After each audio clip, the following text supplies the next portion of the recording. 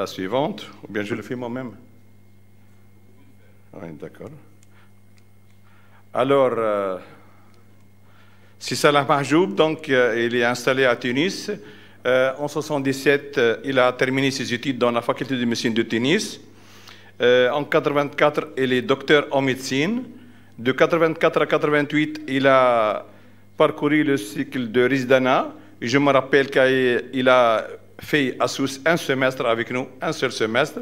En 1988, il a eu son diplôme de spécialité en ophtalmologie, des certificats d'études spéciales d'ophtalmologie à l'université de Paul Sabatier de France. Donc 2 diplômes internationaux et nationaux. Celui-ci lui servira dans l'avenir peut-être le jour où il veut partir, il n'aura pas de problème.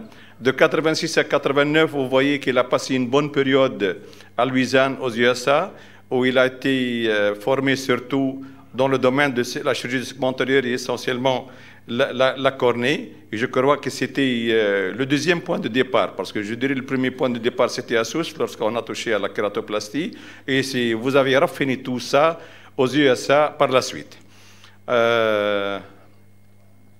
Donc en 89, installé à Chernicole, toujours segment antérieur et surtout la cornée. En 94, vous étiez le directeur de la cornée et la chirurgie réfractive. En 95, directeur technique de la clinique ophtalmologique de Tunis. C'est un honneur que vous soyez un membre du review du journal of Refractive Surgery. Ça, c'est très important.